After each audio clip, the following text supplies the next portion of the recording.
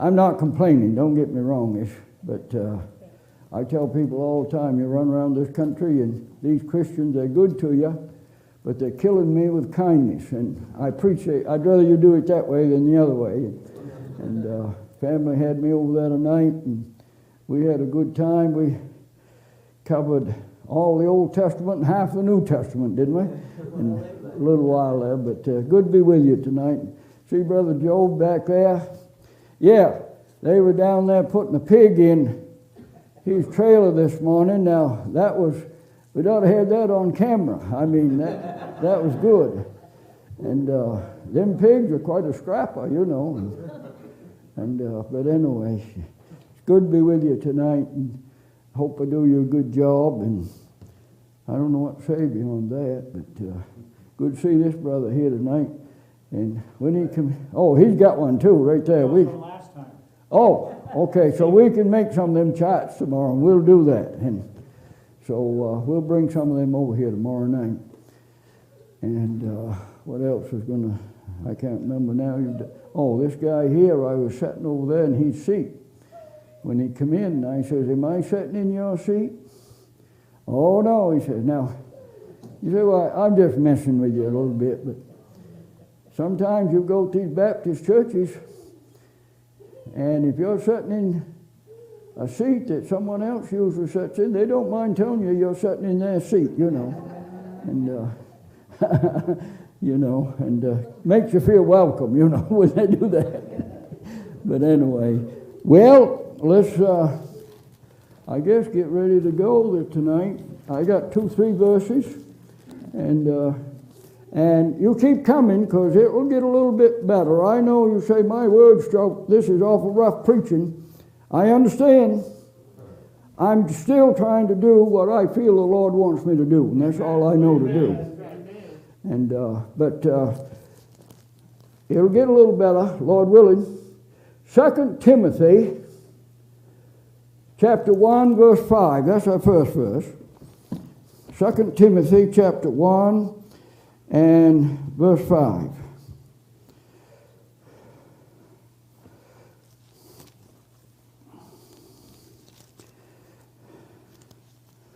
I got me a diet.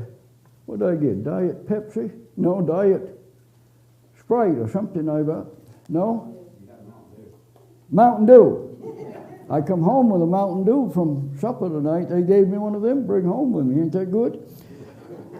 2 Timothy chapter 1, verse 5. Yeah, if I get it myself, it'd help. And Paul, writing to Timothy, says, "When I call to remembrance the unfeigned faith that is in thee, which dwelt first in thy grandmother Lois and thy mother Eunice, and I am persuaded that in thee also." Now, keep that one, and let's see, we want 2 Timothy chapter 3, verse 14 through 16, just over there a page or so. Chapter 3, verse 14, 15, 16. And Paul says again to Timothy, Paul's getting ready to be done. And he says to Timothy, he says, "But continue thou in the things which thou hast learned, and been assured of, knowing whom thou hast learned them, and that from a child thou hast known the Holy Scriptures." Is that what your Bible says? Yes. How could he learn the Holy Scriptures if we don't have them? But he says, "Holy Scriptures was able to make thee wise unto salvation through faith which is in Christ Jesus." Then verse 16, "All Scripture is given by inspiration of God, and is profitable for doctrine, for reproof, for correction, for instruction in righteousness, that the man of God may be perfect, thoroughly furnished unto all good works." All right, now I got another one here. 2 Samuel chapter, can't read my own writing. I think it's chapter 14, verse 26. 2 Samuel chapter 14 and verse 26. Let's try that one.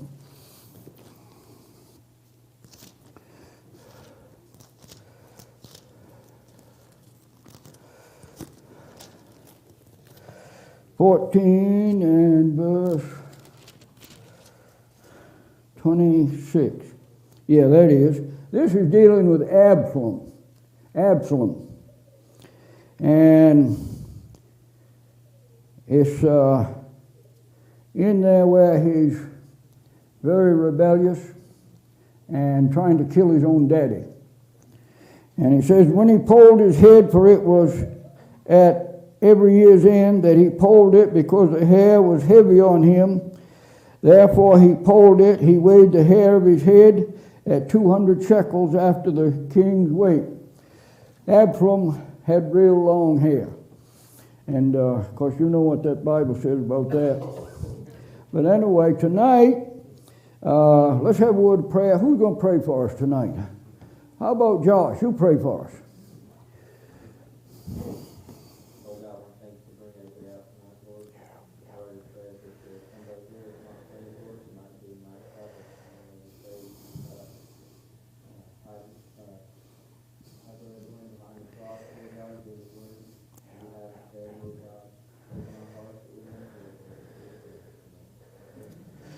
Thank you, brother. Thank you. And tonight, I want to preach to you. My subject tonight is Satan's bid for your kid. Satan's bid for your kid. And I want to say, by introduction also tonight, I think the world of every one of you. I think the world of your kids. And I think you love your kids. And I think you want to see them make it. And I want to see them make it. I think the world of young people. But I got sense enough to know that they hardly got a fighting chance in the world we're living in tonight. And that's why I want to talk about that for a little while tonight. And so the first thing I want to say, by way of introduction, the devil wants you dead. Yeah. You know that, don't you? Oh, yeah. Oh, yeah. You say, where you get that from? Book of Job. Book of Job.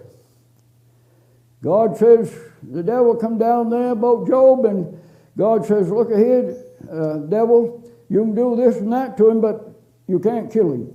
You can't kill him. And I want to say that, yeah, the devil wants you dead. And if he can't get you killed, I'm just as serious as a heart attack tonight, he'll kill your kids. The devil is a very dirty player. He'll kill your kids if he can. And that's what he's trying to do here in America tonight. I want to say one other thing by way of introduction tonight. The future of the home, the future of the church, the future of America is your kids. Your kids. You know, you take right here in this church tonight. If you don't get some young people in here and saved and whatnot, you take us old folk is going to die. And who's going to take our place? Ain't that right? You ain't going to be here forever. And so you take the future of the church, the future of the home, the future of the nation is the young people. I like young people. I didn't tell you. You probably got it figured out. I'm just a kid myself, and I don't ever plan on growing up either. No, I don't. I think, I've told you this before, I think kids and dogs are the only ones that knows what's going on anyway. You say, where you get that from, preacher? Well, this ain't in my notes. This is extra. You ever see this happen? You take, say you got a little kid, 1, 2 years old. Someone come to your home that's a bad person. And he looks all right to look at him. He come to your home. Do you ever notice that little kid will start squalling and screaming and carrying on? Somehow that little kid knows that that person is no good. You ever seen that? Yeah. He's got an instinct that way. Dogs will do the same thing. They'll growl and snarl and carry on. Then you let someone else come in, that same little kid. That kid never met him before. This person's A-OK, and he'll run across the room and jump up in his lap like they're long-lost buddies. You ever seen that? How do they know that? Beats me. Dogs are the same way. They'll jump along there that way. But when we get growed up, there's something about us we lose that sense that them kids got. I don't know. I ain't got a Bible verse for that. But anyway. But so I want to talk to you about the devil getting your kids. Devil getting my kids.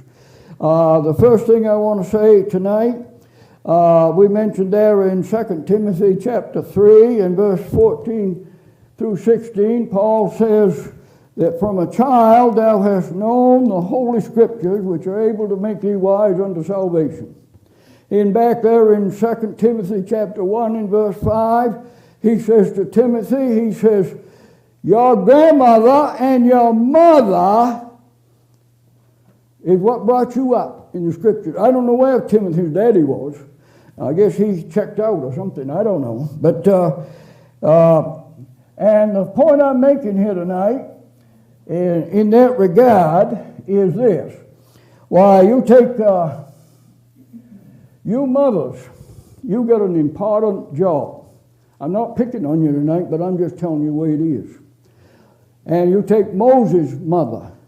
Do you realize that Moses' mother, I mean, she was a brave soul.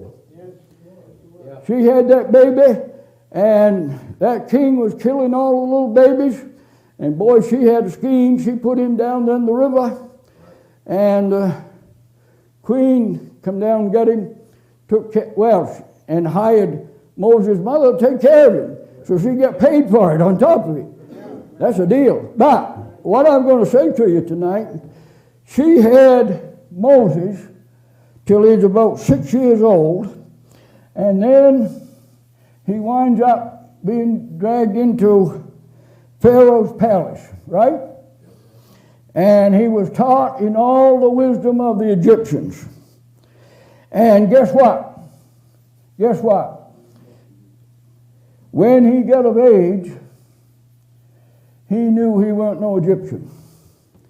When he got of age, he knew who his people were. When he got of age and things got going rough, he got in a fight with one of them Egyptians and killed him, put him in the sand. I'm not telling you should do that, but what I'm saying to you is that all the wisdoms of the Egyptians could not undo what Moses' mother done in the 6 years she had him. And you take this text right here about Timothy, same way. Timothy was taught by his mother and grandmother. And I'm going to say something to you ladies tonight. You have a blessed privilege and responsibility in that regard that men don't have. And you got a privilege and a understanding that men don't have. I can't explain it beyond that, but I know it's true. You got them little kids, time they're born till up through, I mean, you mothers, you're the major ones taking care of that kid. And you know what? Them first 6 years mold that kid for life. Yes, it does. I ain't even got through the first point yet. Getting mighty quiet in here already. But I want to mention that to you. Moses, taught by his mother. I want to say something else in that regard by way of introduction tonight. And that is, and I'm not trying to be ugly tonight, don't get me wrong. And I'm not trying to tell you how to run your home. But I'm going to tell you something tonight. And this goes on all across America all the time. And that's this. You take you mothers and fathers, Sometimes you don't agree on something, right? And you got kids, and I'm going to tell you something. Don't you fight out your disagreements in front of them kids. That's right. If you do, you'll split your home. You say, preacher, you got a verse of scriptures for that? Yes, I sure do. Luke chapter 11, verse 17. Luke chapter 11 and verse 17.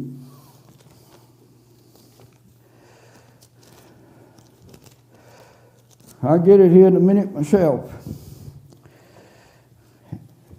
But he, knowing their thoughts, and said unto them, this is Jesus speaking, every kingdom divided against itself is brought to desolation, and a house divided against a house falleth. It will split your home. It will ruin your kids. Now, I'm not saying you can't have disagreements. You might have bad disagreements. I know what you ladies think. Sometimes you think, well, that man I'm married to, he's got rocks for brains. Don't you? Oh, you wouldn't admit that under nothing. But that's what you think. That's what you think. He's got rocks for brains. And you know what? Sometimes you're right. But don't you have them disagreements in front of them kids. I said to a couple over in Australia one day, I was over there, I had a little church over there, and I had a family, well, the man, and he had 3-4 boys, and the middle one was just raising sand. And it was getting so bad, this man was running a business there in town, and the police got a hold of him and said, look, that middle son you got, he's causing so much havoc that if you don't get him straightened out, it's going to affect your business because this bad word's going to get all over town. So that man, he called me out. He used to come to church most of the time and had me come over. He said, I want you to come over and talk with my boy. I said, okay, I'll be over. I did. I get over there, talk with that boy, and he was a saved boy, but you know, he's about, I don't know, around 15, 16. You know how boys are when they get around 15, 16, you know. They're starting to be a man. They're a man one day, and a little boy the next day, and a man the next day. So now you ladies don't understand that. And you know, a lot of boys, they get about 16, 17, and they get these awesome thoughts that they can take on their father. Yeah. Now, you ladies don't understand that. Us men understand it. We see it coming. And, of course, they got to find out that they can't take on their father. And they'll try him out. That's all right. And I know you ladies, you would cry and carry on, oh, my little baby, my word. But anyway, this man, I go over and talk with this boy and find out what he's been doing. I said, you know that's terribly wrong, don't you? Yep. I says, I tell you what you need to do. I said, you need to get down over that chair right there and ask Jesus Christ to forgive you of the rotten way you've been doing. You know what? He done it. When he got up, I prayed with him and I said, did you mean that? Yep. I said, now the next thing you need to do, you see your daddy over there? You need to go over and apologize to your daddy for rotten devil you've been.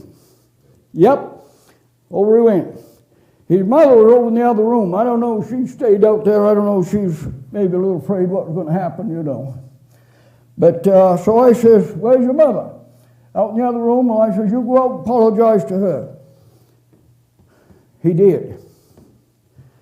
And then, when that was all done, I says to the man, I says, listen, now I knew this couple pretty well. And I says, I want to talk with you and your wife both. Well, he says, she's out there in the other room, go and talk with her. And I said, no. I want to talk with both of you. So we go out there and talk. And I basically said what I just been saying now. Don't have your disagreements in front of these kids. I said to this man's, I don't know if I should tell you this man's name. He's overcrossed anyway. And I says to his missus, she wasn't saved, he was. She didn't come to church, he did. And but he could have been living a lot better than he was. And she knew it. So I said to her, I says, now listen.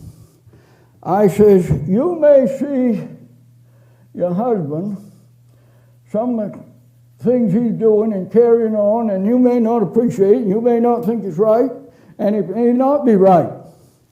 But I said, don't you say your disagreements in front of them boys. I says, I tell you what you do. I says, you take your husband for a walk down the road. Just you and him. And I says, you get down the road, and if you want to go up one side of him and down the other, help yourself. But I said, don't you do it in front of them kids. That make sense? I ain't heard any amens here, not many. And I says, oh, get him in. But I said, don't you do it in front of them kids. It will ruin the kids. It will ruin your home. Am I telling them right? That's my first point tonight, I guess. I want to say tonight about our kids here in America now. I want to talk about public education a little bit. Public education will ruin your kids. It will. Now I remember, because I'm an old fogey now, I remember when in public school they had Bible reading, prayer, Pledge of Allegiance. And I'm going to tell you something else. I remember when you come to public school, you better dress right, and so on. And if you didn't, they'd send you home until you did get dressed right. And I'll tell you something else. If you get a whipping at school, you better not let that be known at home, because you're going to get another one when you get there. That's the way I growed up. And there ain't nothing wrong with all that. But now, I can tell you when it happened. It happened in 1963. This Madeline Mary O'Hara, she got the Bible kicked out of the schools. This was under John F. Kennedy, the first Catholic president, under his watch. She got the Bible kicked out of the school, and the country's been going downhill ever since. And that ain't all. Our schools have become a national and international disaster. They really have. I had my kids, I started them out in public school, and by then they had taken the Bibles out of the schools. And my kids used to come home and tell me some of the junk going on in the school. And I'd go down and have a little chit-chat with them birds. I was down there and talked with the school board. I was down there and talked with the principal of the school and the superintendent of the school more than once. Oh, yeah. But you know what them birds would do? If I went down there and said anything, they'd take it out on my kids. Yeah. Yep. I didn't hear about that till much later. It got so my kids, when stuff was going on, they wouldn't come home and tell Daddy nothing, because they knew what Daddy was going to do. He's going to go down there and read them the riot act. And then they were going to get it. Yeah. I went down there on one occasion, more than one. They had textbooks with swearing all through them. So I went down there and got a hold of the superintendent of schools and asked him about it. And you know what his answer was? He says, yes, there's swearing and cussing in the textbooks. I think if you got swearing and cussing in the textbook, you need to get rid of that textbook. Yeah. Get something else. He says, the way we handle that here, he says, if we got swearing and cussing in the textbook, He says, what we do is when the teacher finds that or someone points it out, we just tell the student, well, you really shouldn't cuss. You really shouldn't swear. You really shouldn't have over all this bad talk. Well, that's nice. When you got a textbook in there that's teaching the stuff, ain't that nice? Yeah. And but that's one thing. Let's see. Communism is taught in our public schools. Raw communism. You say, preacher, how you know that? Because I was in school. I told you here the other night, last night or the night before or something or other. I got kicked out of high school when a principal was teaching raw communism, and he opened it up for discussion. So I raised my hand. I can be polite now and then. I raised my hand. He get his attention. He recognized me. I says, if communism is better than Americanism, how do you account for the fact America has prospered so under our system of government as opposed to the system of all these communist countries? When I said that, I thought there'd be, he said we could have discussion. I thought there'd be some discussion. He points his finger right at me, just like right here. He says, you get out of class. Give me a 0 for the class. There's a class of about 20, 22, 23 students. I think there were some other kids in that class that would like to have asked a question that I did. But I think they had better sense. Or maybe something like that, you know. I think they knew what was going to take place. And maybe I knew, but I just didn't care. But anyway, I wound up having to finish my high school over in the next town. The superintendent of schools, even when this went before the school board, he told the whole school board, he says, this kid couldn't pass under this principal if he got straight A's. Now that principal was a recent graduate of the University of Maine. And where do you think he got all that communistic teaching? I'll tell you where he got it. He got it to the University of Maine. And that's where the rest of them are getting it from, these universities. And you know what's worse? You and I are supporting them things with our tax dollars. That's your tax dollars at work, teaching communism to our kids. Oh my, you say. And we're going to get along here tonight. Next thing I want to mention tonight is the sex education that's taught in our schools. It was taught back there. It's worse now. It's worse. You know what they're teaching now in some places? They ain't just teaching sex education, they're teaching kids to be homosexuals. In public school. In public school. In fact, I'm going to tell you this. I was up in Wasilla, Alaska, a few years ago. I went to their public library.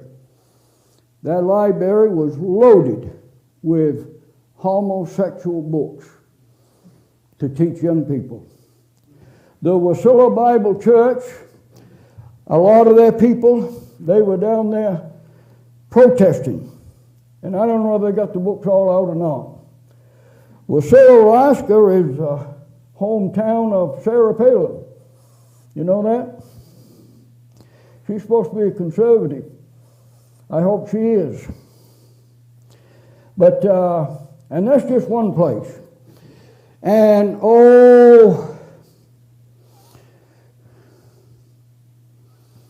Jay Sekulow. You know Jay Sekulow? Anybody here ever heard of Jay Sekulow? He's got some stuff right now that they're teaching young people. And if I'm read him right, it's these people that are doing these abortions and stuff, they're taking some of the parts of these people and trying to tie them up with animals. Yeah. I just got a report, something like that, just before I left, come up here. I'll tell you something else. And I know this to be true. On the internet, I don't know if the internet you have, or maybe you don't have internet, I don't know. On the internet, there's some cases on the internet where there's programs coming out of South America. This has been going on for 20 years, at least, showing stuff on bestiality. You got a kid, you let him watch the internet, they're just flooding our country with this garbage. And it's worse than garbage. I mean, it's really worse than garbage. Evolution is taught in our schools. Public education. Evolution. Why, I was up in Maine here last fall. I talked with one lady. She's part of the high school over in this particular town. And I brought up some of this stuff to her. I didn't bring up some of the worst stuff. I just brought up the evolution stuff. She didn't see it's all that bad. She's supposed to be a Christian, too. Teach your kids evolution, know God, but they won't teach creationism. Right. That's right. There's some more of your tax dollars being at work to teach your kid evolution. And you know, it only takes a generation or two of this stuff and our country is gone. You wonder why. Maybe you don't wonder. Maybe you don't know. You know lots of times about it, our young people, they think a lot different than you do. Yep. You know why they do? That's what they're being taught. That's right. That's what and they're doing it right under your nose. Doing it to destroy America, to destroy the kid, destroy your home, and all that. Yeah, they are. All right, now let's see. Let's get a little more here on tonight. Let's see. Evolution is taught, no creation. I had one guy up in Maine years ago, before I went to Pensacola. He's a graduate of the University of Maine, and we had to go to we was actually in a property tax group, small group, similar to the Tea Party, but before the Tea Party existed. And we were trying to keep them from taxing everybody out of their property, but we used to travel around the state and organize little groups. And he'd been to the University of Maine, had a whole lot more education than I did, I figured. And we got coming home one night, and he starts asking me this and this and this and this about creation, about the Bible. And I didn't know, I just give him a Bible answer. Time and time and time again. But you know, all the time he was talking with me, I'm thinking, well, hey, you're the college graduate. Why should you be asking me these questions? Why don't you know these answers? I didn't say that to him. But his wife was a Christian, but he wasn't. But while I was down, I went to Bible school a short time after that. And while I was in Bible school, lo and behold, that fellow got saved. Ain't that something? I don't know how it all come about. His wife was going to a pretty good Baptist church, and I guess he started going with her.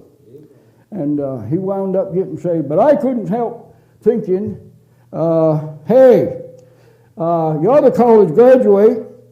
Why don't you know this stuff? But anyway, I got some other things here tonight. And Satan's bid for your kid. I want to say, next thing I want to say tonight is they're teaching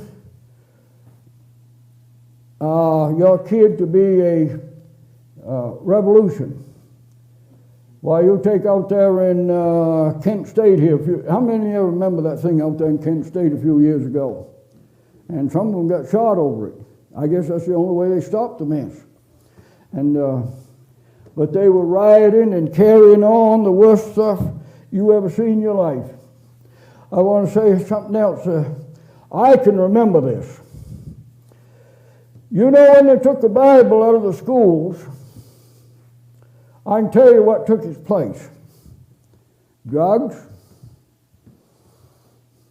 hippies, and a few other things. Now, them hippies, with all their long hair, you know what that long hair stands for? That stands for revolution and rebellion. Just like Absalom in the back in the Old Testament. Absalom was fixing to kill his own daddy. You say, well, the kids wouldn't get that bad. They will. They will. They're taught. That's what they're taught. Let me see. Oh, yeah. Let me read you about, I brought this with me. This is a kid that got in on drugs. This is fairly recent, too, 2017. This is in Bangor, Maine. Well, Rockport. This is September 23rd, 2017. They got the pictures here and everything. If you want a copy of it, you can have it. The Rockport native accused of killing 4 people told Massachusetts police officers, I killed my family with a baseball bat. According to court documents unsealed Friday, this kid says, I freed them.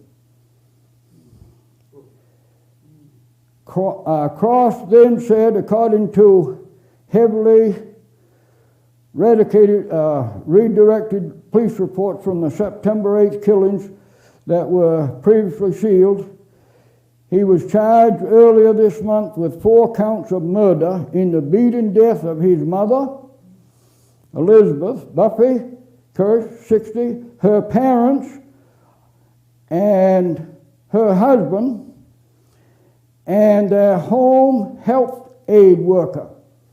Killed the whole 4 of them. You know how he done it? He's living there with them. They're older people. They're sitting in the chair watching TV.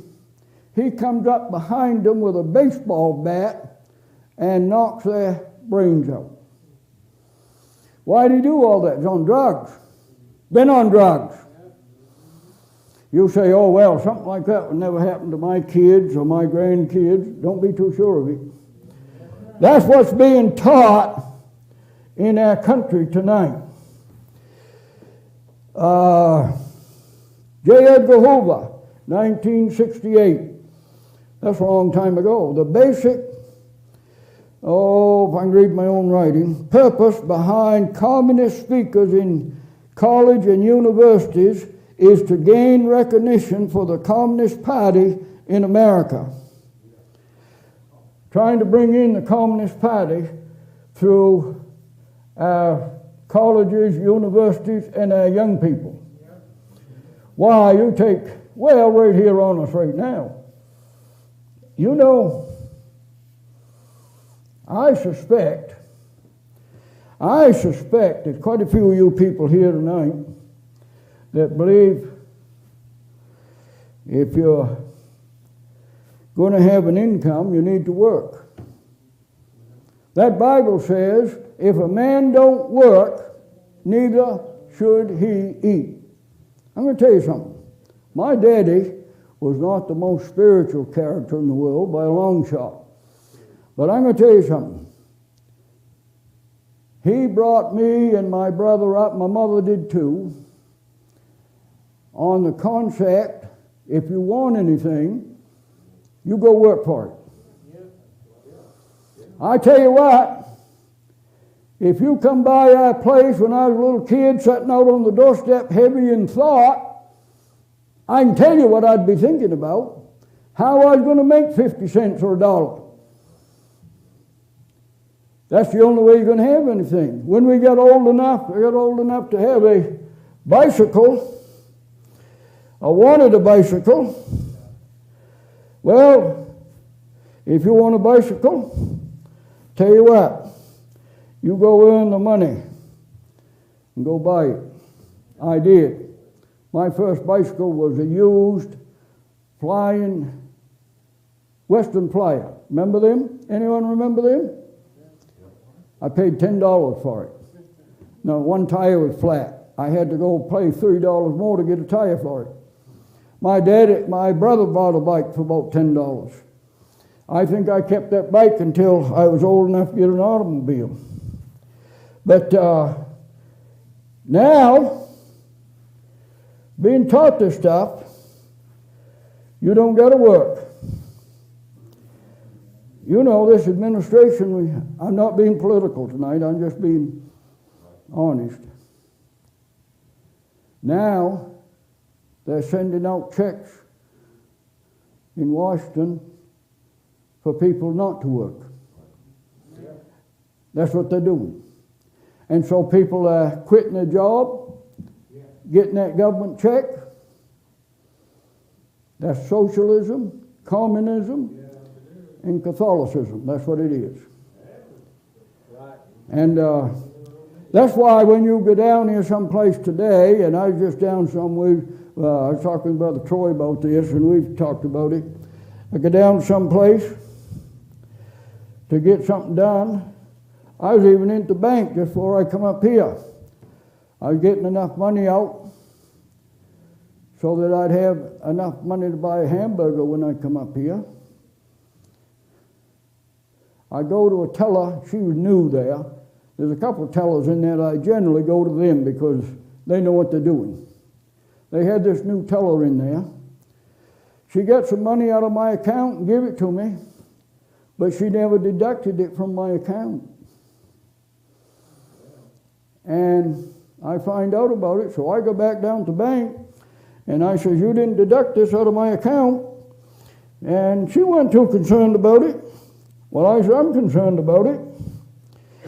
And I had to take a taxi over there that day because I got my vehicles all broke down. And we was there, I was there a good 20 minutes. Didn't get any real resolution out of it. So I finally told her, I said, listen, you get this mess straightened out and I'll be back in a few days, but I can't stand here all day because I'm paying for a taxi outside waiting for me. So a few days go by. This happened just before I come up here. A few days go by, and I really didn't want to spend $20, $30 to go up there and deal with this again, so I called the bank manager and talked with her, and I told her, I said, I think this, I wasn't trying to do this girl in, but I told the bank manager what the deal was, and she says, well, what's your account number? Well, he beats me. Well, what's your Social Security number? And I can remember that. So I give her that, and she looked it up, and I said, I can tell you what, after the deduction's made, I can tell you what should be left in my account. And I told her. She says, yeah, she'd get it fixed. But she didn't give a flip. Can you imagine such a thing? But all up and down the country, you know what's going on. People are staying home, don't go to work, and the government giving them a check. And the banks and, well, every business, they're hiring people that don't know what they're doing. Yeah. This going on all over, right now. I don't know how I got that all in this message, but anyway.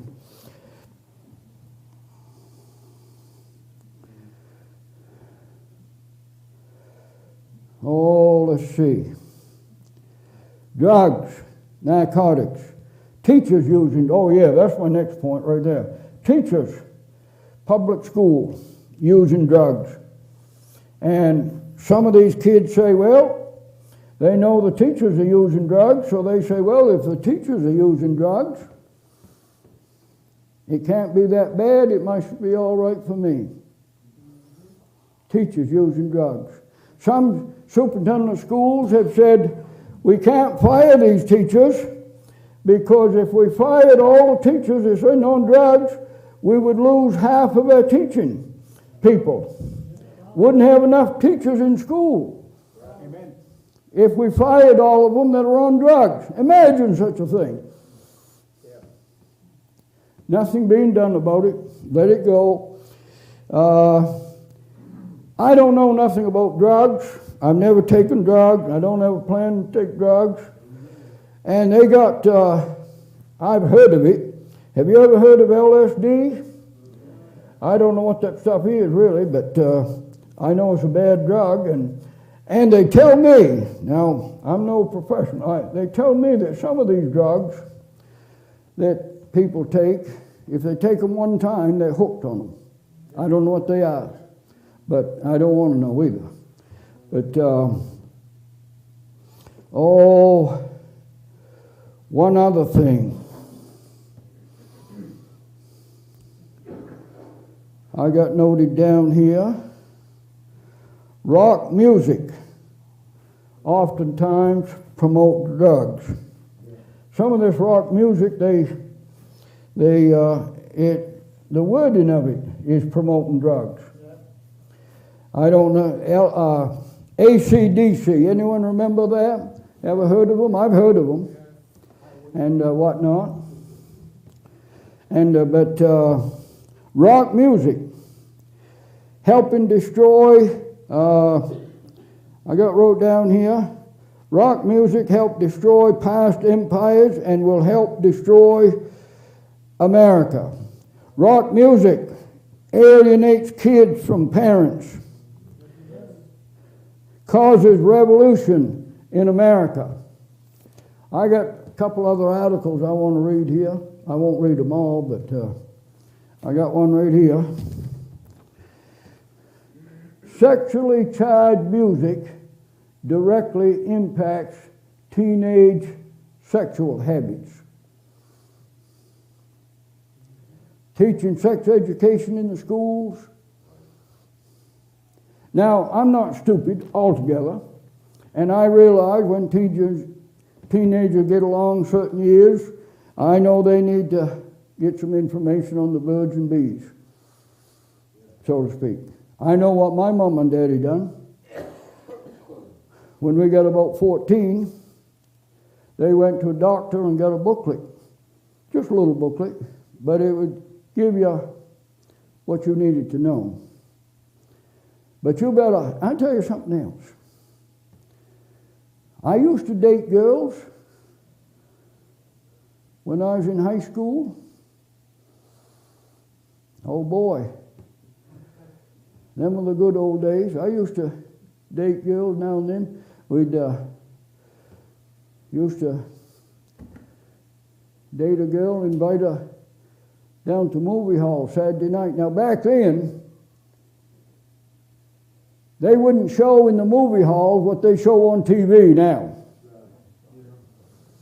But I know if you went to date a girl back then, you know what you had to do? You had to go talk with her daddy. And I tell you what, her daddy would let you know, if you're going to date my daughter, you better behave yourself. Get your money quiet tonight. I can't imagine, I remember doing this, but if you didn't have not much money and you wanted to take a girl to the movies, I'm not suggesting you do that, but or that your young people do that, not nowadays anyway. Right. But if you didn't have much money, you tell her, well, I'll meet you down at the movies, and I'll meet you on the inside, make her pay her own way in. Now, if you're real flush, you could buy her a bag of popcorn, cost 15 cents. Then I tell you something else we used to do. I mean, this was just the way it was then. You walk down to the movies. For me to walk to the movies was 4 miles one way. If your girl walked down there from some other place, a girl you're going to go to the movie with, after the movie, you walk her home. I know one girl I used to date. She wasn't a Christian, and she had good parents. She had a older brother, he went with a flip, but she had an older sister real good. She lived up the road 1.5 miles from town. And to walk her home, I had to walk 1.5 miles up there, and then back to town, and then 4 miles in another direction. I guess I was real serious about her or something, but I tell you all this, and I think you can handle it. But I'm not telling you need to do that way, but things were different back then. And I'll tell you something else.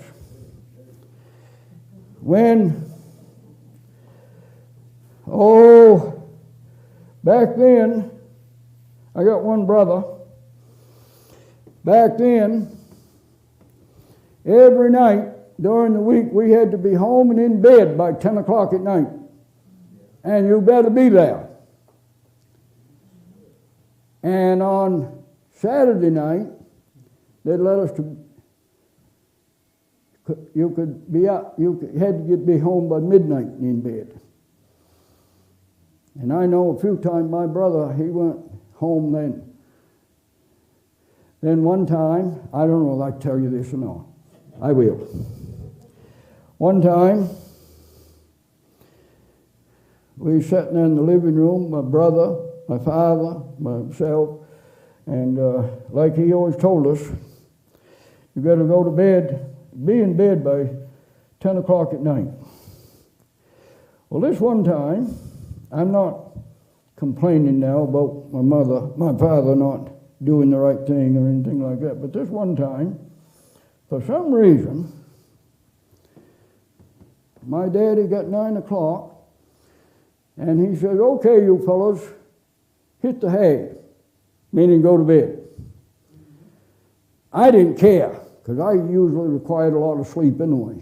And a lot of times I'd go to bed 9 o'clock anyway. But my brother, he pipes up and says, well, our bedtime is 10 o'clock, not 9 o'clock. Boy, he said the wrong thing to the wrong fellow. You know, my daddy was 40-some years old then. He was laying down on the couch. Why, he come off that couch like a cat. And he had him, and he decided he guessed he could go to bed at 9 o'clock. And I'm sitting there watching all this. You know, back then I thought we had a normal home. I'm not so sure we did. But I'm sitting there watching all this. I'm not offending you, my brother. I'm sitting there watching all this, and I'm kind of getting a charge out of it, really. Oh, boy, next thing I know, by then, Father's mad. I mean, when he gets mad, he's mad. Boy, he come right over, grabbed me up out of that chair, and he's, okay, you're next. Well, I tell you what, you ain't long deciding that he's got the upper hand, you know. And sometimes Mother has to referee some of them things. But anyway, I hope I haven't offended anyone here tonight. I don't think I have. But rock music alienates kids from their parents, helps destroy America, causes revolution in America. I want to read 2-3 articles here. A lot of this stuff is Satanism, and I got a I didn't write this tract. It's called Seducing America's Youth. And that's what's going on up and down this country tonight. And I'll just read 2-3 things here. It says, warning signs of Satanism or the occult. Occult or Satan symbols appears on clothing, jewelry, walls, or scribbled on notebooks. A fascination with horror movies, murder, suicide, or death. They're saying these are signs of Satanism that you should be watching for in your kids, grandkids, or whoever. They're being programmed behind your back. Oh, an unusual secretiveness, withdrawal from family, sudden changes in friends. That's a thing you should watch out for. Some more danger signs. Any sign of self-mutilation. A sudden switch to wearing dark clothes, especially black. A noticeable increase in aggression, depression, unusual or violent behavior. Unusual violent behavior. Them things are signs of Satanism. And let's see. It says steps to take if involved in suspecting these things. It says search the rooms of your kids. See what they got. I tell you what. And then over on the back here, they got different symbols and signs and so on. And I tell you what, when I growed up, which wasn't that long ago, Mother and Father knew what was going on. And you could tell them what. Now, and I'm not bragging about this tonight. Don't get me wrong, I'm not. But, you know, of course, back then, when I went to high school, there weren't no drugs. You know what there was in high school back then? Cigarettes, beer. Now, back then, for you to get a beer, you had to be 21 years old, which in high school you ain't that old. But you could generally find somebody that would get it for you. There's always some deadbeat around. Always. And now in our home, I'm not picking on my mom and daddy tonight in our home or anything like that. But I'm telling you, my mother was on our case about smoking. You come home from school, and if you've been smoking, she knew it. I smell cigarette smoke in your clothes. Oh, no, Mother. Well, I do when she'd hunt us over for where them cigarettes was. I'm glad she done that today. Probably back then I didn't appreciate it a whole lot, even though I knew she was right. Yep. I told someone the other night, when I was in high school, I'm not bragging about this, I picked up on smoking. You say, preacher, why'd you do that? Was you saved? Yeah, I was saved. Just saved I am right tonight. You say, why'd you pick up on smoking? Just to be part of the crowd. You know, there's a certain crowd out there that, you know, didn't smoke a lot, but you wanted to be accepted by that bunch, you know. And, you know, when I got out of high school, got married, and moved to the big city of Bangor, going to get ahead in the world, you know. That's where all young people going to get ahead in the world, right? I got up there and I kept smoking. I smoked for a year or so. I'm not bragging about this. And I tell you, I started, second year I was up there. The first year I had to work on Sundays. So I didn't go to church. But the second year I got another job. And so I could go to church on Sundays. There's a little old church down the road there a little ways. So I started going down there. I've been down there a while, Can you hear me when I'm back too? I started going down there. And I've been down there a while. I might have told you this the other night. I can't remember what I've told you or who I ain't told what to. But I started going down there. And I've been doing there a while. And they had an older preacher, and he's a good man. I come out of there one Sunday night. And he cornered me up and he said, Dwayne, I want you to teach a young people's class. He said, I got some young people here. He had about, 10, 12 of them. They'd meet on Friday night. He says, I want you to teach that class. Boy, when he said it, the Lord says, Stroud, how in the world are you going to teach that class when you're smoking? How are you going to tell them young people what's right and you're smoking? And I know I couldn't. So I go home, and I'm going to tell you what, the next few days, everywhere I went, there was somebody walking behind me. Sometimes I'd look back there and see if I could see someone standing there. And there was a voice saying, what are you going to do? Are you going to quit them cigarettes and take that class? Or are you going to go back and tell that old preacher you can't take the class because you're smoking? Dwayne, what are you going to do? What are you going to do? Drive you nuts. Well, about 4 days of that, I finally said, okay, God, I tell you what I'm going to do. I'm going to quit them cigarettes, and I'm going to take the class. And I did. But I'm going to tell you something. I'd only been smoking about 2 years.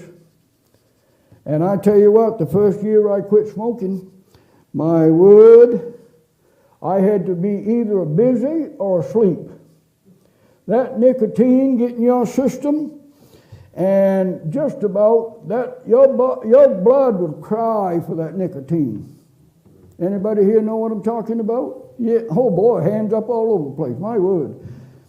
Well, I did quit and got rid of it and all that stuff.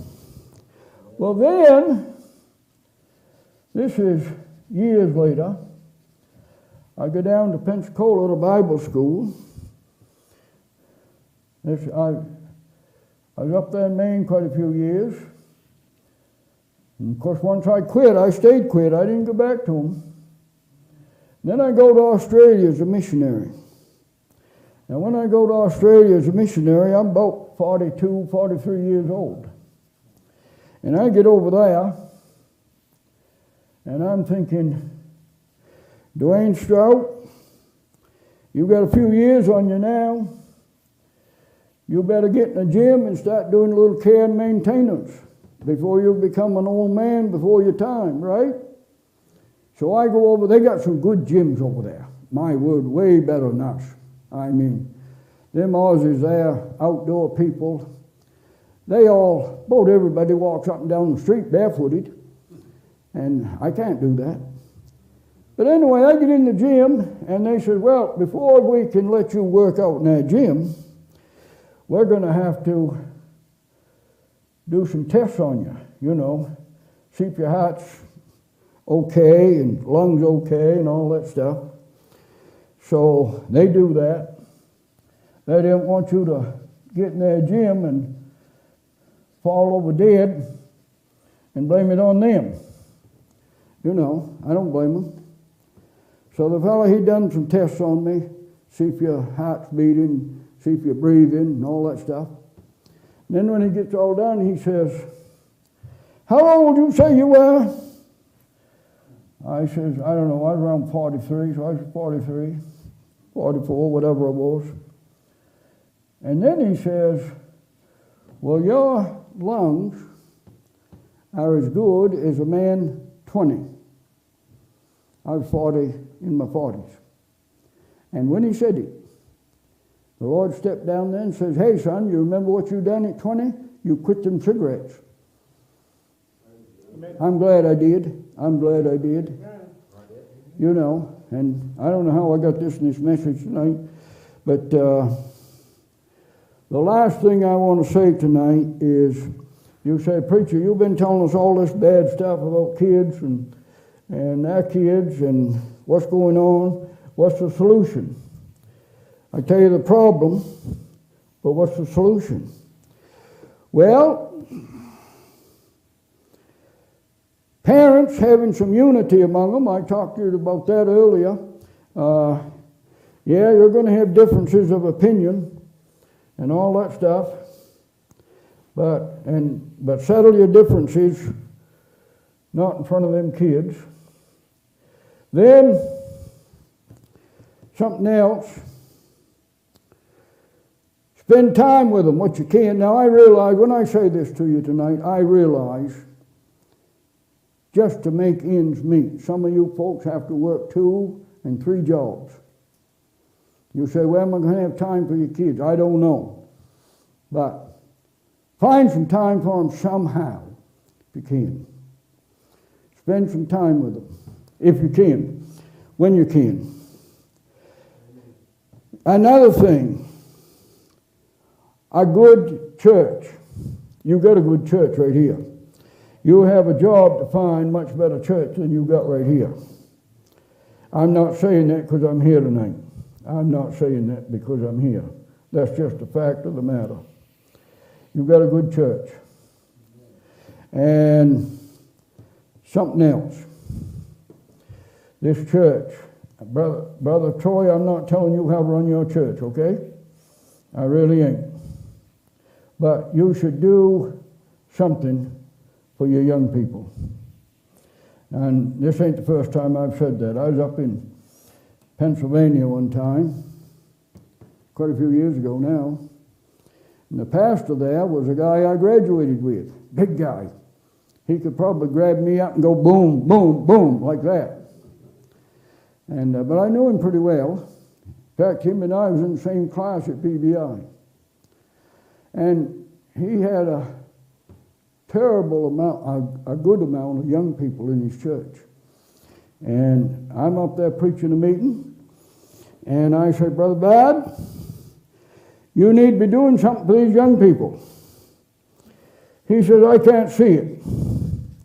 He says, if they come to church Sunday and Wednesday, Sunday night, Sunday morning, Wednesday, he says, that's good enough. We're sitting at his kitchen table. Our heads about that far apart. I leaned right ahead and I says, no, it ain't enough. I weren't trying to tell him how to run his church. I really wasn't. If you met him, you'd know that'd be the wrong thing to do anyway. I wasn't. And you say, how'd you dare to do that? Well, because I knew him pretty well. He knew me pretty well. And he knew that I wasn't trying to do anything wrong or say anything wrong, but that's just the way it is. And so, that's all was said about it right then. And anyway, went on a few months. He calls me up. I'm down in Pensacola. He says, look at here. He says, we're going to have a 3-day youth meeting. They rented a campsite out there, and he said, we're going to have a 3-day youth meeting, and we're going to have preaching in the morning, preaching in the evening, and we're going to have all kinds of different things they do with the kids during the day. And then he says, and seeing you suggested this thing, he says, I want you here to preach to these kids night and morning. What do you think I done? Amen. I was there. Yes, sir. And I tell you what, that was years ago, but we had that 3-day meeting, and then it broke up Wednesday night before the Wednesday night service at the church. And I tell you what, you went over to that church that night, and them kids had that place just a hopping. I mean, they were so excited. You know what a lot of it was? Spending some time with them kids. Playing horseshoes with them, all this and that. Nothing big, but just spending some time with them. And in fact, now up there in that area and up in lower New York State, they have some pretty good sized youth meetings. And but that's one of the things, youth meetings. And I want to say something else tonight. I'll get done here in just a minute. I'm trying to get this picture done too.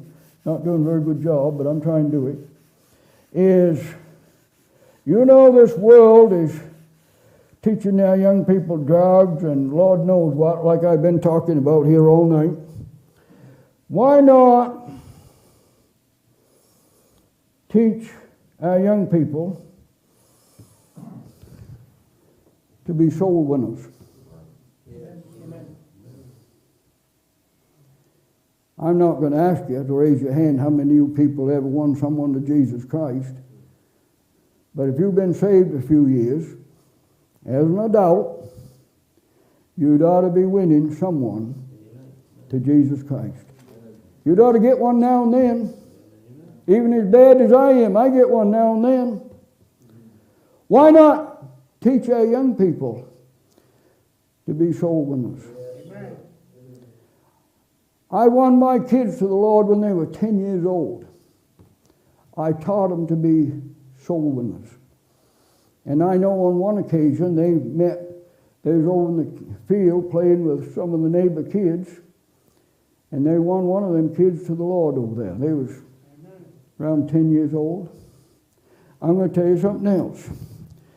And I'm not trying to embarrass these people. They're right here tonight. I'm not trying to embarrass them a bit. I don't think it would embarrass them anyway. I was up here one time for a meeting. Oh, this was 10, 12, 14 years ago. It was a heavy, good meeting. Pretty good crowd here.